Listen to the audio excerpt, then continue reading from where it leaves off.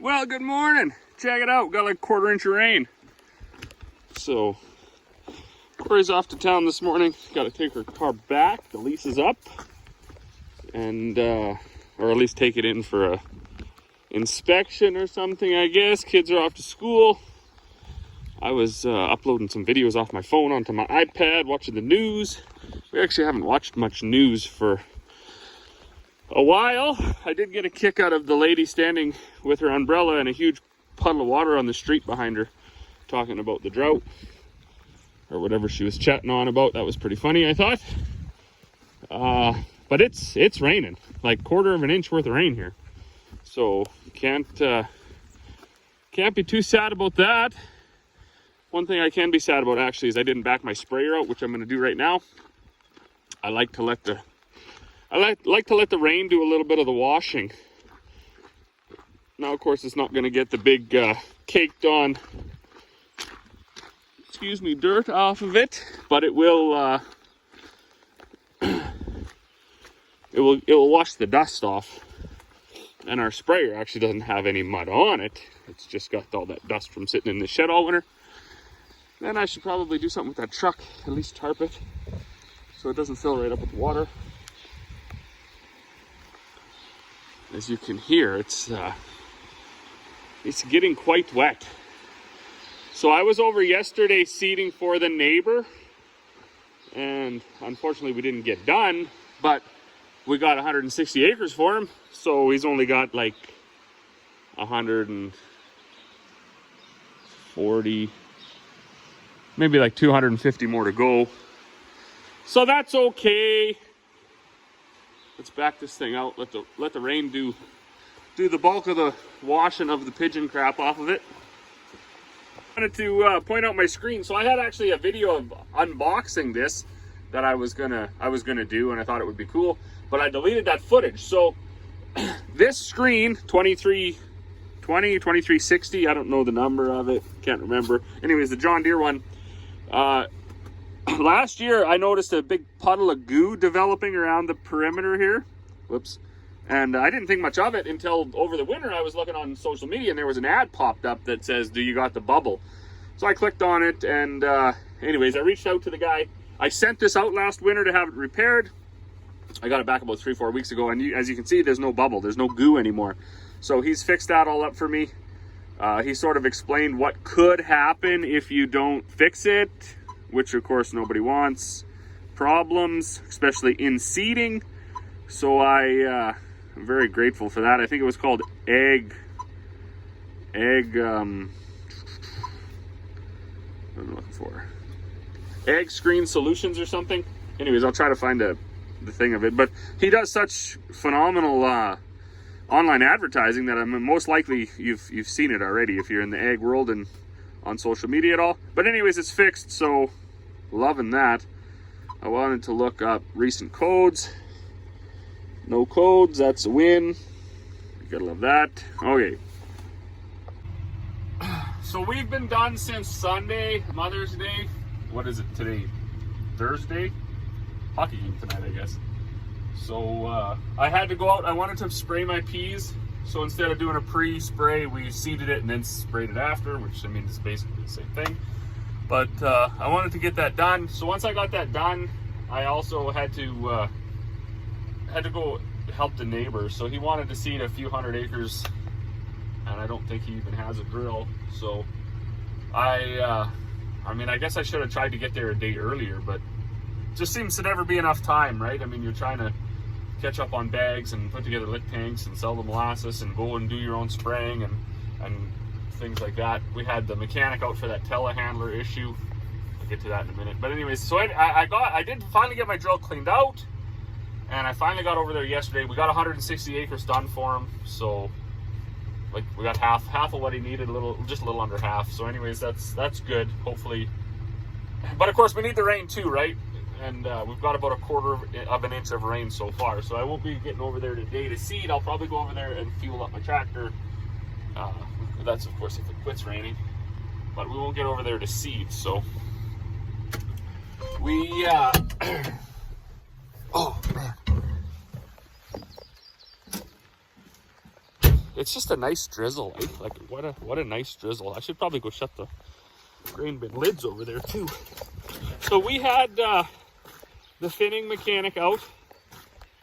I'm very fortunate with some of the connections I made with some people, mostly around the feed business, but in other ways as well. They give me their personal numbers, so I don't have to, I can just text them. So anyways, this finning mechanic gave me his number, and he's a farmer too.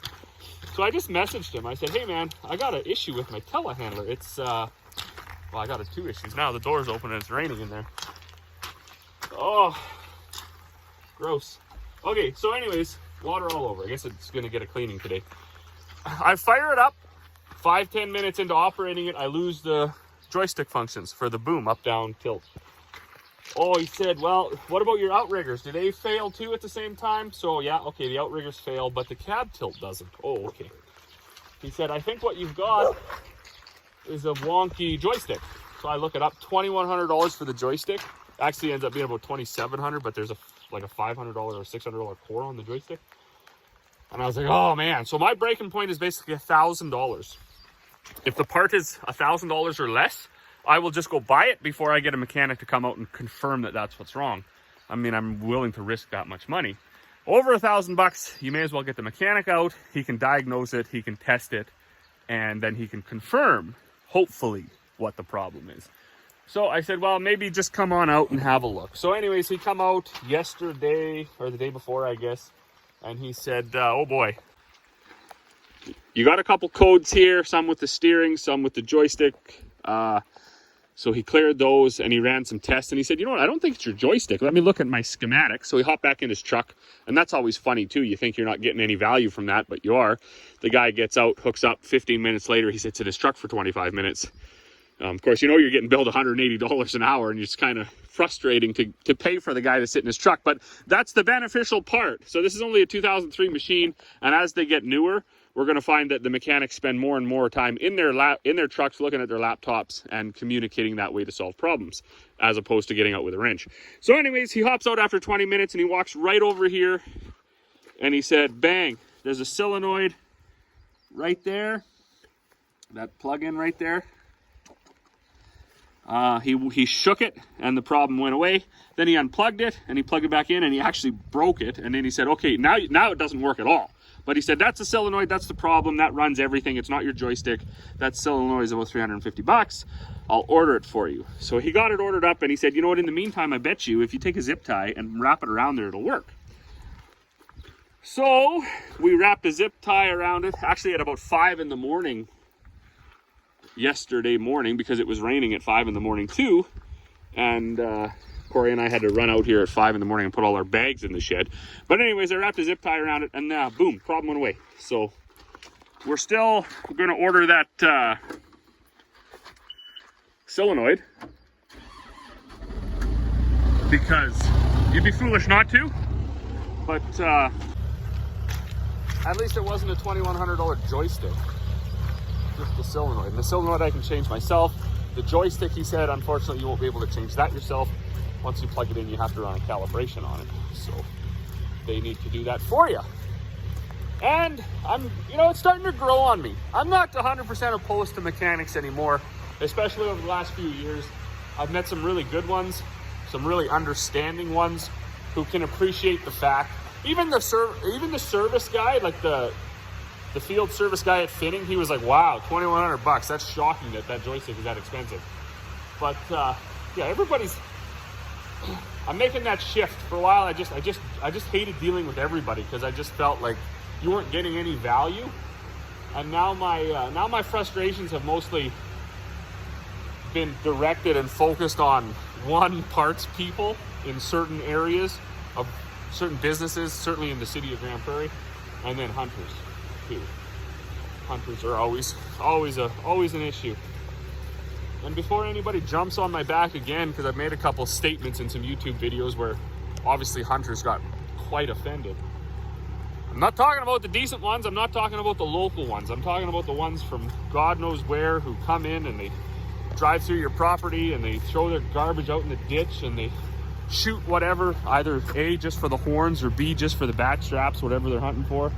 Leave the rest. And you know, they don't support the community at all. They bring up their campers and they park like on a lease road on your property somewhere, but I mean, it's really not out of bounds because it's a lease road, and they don't support any of the local shops or the hotels or nothing. Those ones drive me nuts. They got no respect for anything. But anyways, let's move these bags inside, close these lids, and see where the day takes us. All right, well, I got my exercise. All those lids are shut. All the bags are put away. My buddy dropped off his trailer this morning. Needs some feed, but I can't make it right now. That'd be crazy. Still raining. So let's go out. See if there's a shovel in here. See if our peas are sprouted. I kind of doubt they are. However, I have been wrong before. There's one time, it was a long time ago. It was a small thing.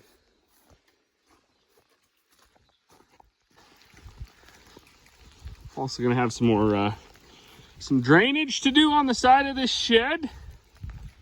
So I should have maybe put eaves on it, eaves troughs on it, but whatever. It's quite high, so it should be all right.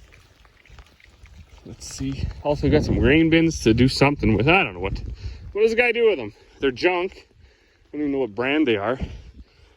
Paid $5 a piece for them on some property that I bought a long time ago at an auction sale. Nobody was bidding, and I was like, well, I guess it's probably worth $15 plus $10,000 fees. But anyways, all right, here we are. Let's get out here. Man, this is terrible ground right here. That's why we built a shed there. So we used to farm that, but I don't know what happened over the years of 5 generations living on, or 6 groups of people living on this spot. If this got cleared away to be a yard site 70 years ago, I have no idea. But it's not good dirt. So we don't put much faith in it. Oh, would you look at that, eh? Already sprouted. Cover that guy back up. As you can see, like this white ground, it's not, this rain hasn't soaked in yet. As you scratch away just a little bit, and right there, boom, she's already dry again. So this, well, it's appreciated, and it is much. Look at that pea. That pea's right there too. He's right in the dust. Some guys like to go, whatever, 2 inches plus with their peas. These are all at 1.5 inches. I have seeded them shallower with limited, varying amounts of success, and we've put them deeper with limited, varying amounts of success. So this year, because Corey got me that Milwaukee gun, and it was slightly easier to set that drill, still miserable, but to change the openers. But I think as deep as that drill goes is either 1.5 inches or 1.75 inches. I'm not 100% sure. So we just put it as deep as it goes and went seeding. So I think those peas are 1.5 inches. I'll have to check on that little adjusting stick that they give you. So the only other way you could go deeper is the fertilizer shank goes 3/4 inch deeper than the seed shank. It's preset that way. So you could put the peas down the fertilizer shank, and then you'd be at what, 2¼ inches, I guess, or 2.5, depending on where it actually goes to. So anyways, get that truck and maybe drive it into the shed. I don't know what to do. Well, now good afternoon. Drive it into the shed, I guess. In case you're wondering what farmers do after seeding when it rains, I did go out. I started I started the International. I closed the bin lids. I put the last 2 bags I had to put away. I put them away, and then it was raining so hard. I went and actually talked to Mr. Farming with Treasures on YouTube. I talked to him for about 3 hours. So that's what we do. I also wired up the baby's quad here. The battery was dead in it, so instead of replacing the battery, we bought the adapter to put the 24-volt Milwaukee batteries in it, and now she's got jam. We put some studs in there so she can get around on the grass, and now it goes about 1,000 miles an hour. So that's a win. But what I'm going to do now is going to go over, I'm going to take the forks off the backhoe. So we had our backhoe sitting over here for emergency situation because we weren't sure if that telehandler was going to make it through the day every day, and we didn't want people tied up and waiting for loading totes and things like that. So we got the backhoe on standby.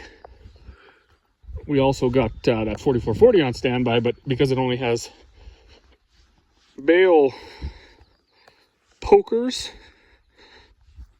they don't get into these totes very well. I'm gonna pick this up finally after all this time,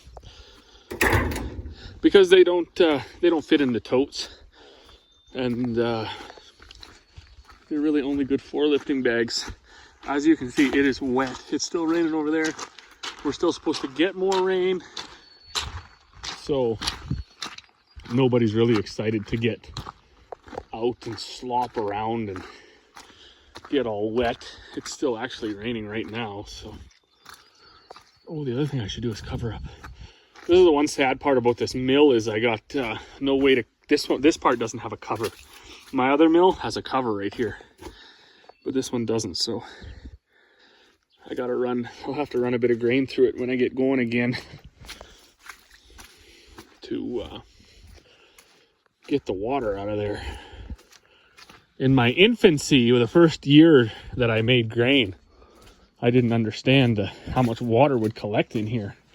And I would just go right into making bags, but down in there, it's actually not even too bad. Oh no, you can see it puddled there a little bit. Once all that slop hits in the mill, you get some fairly high moisture grain.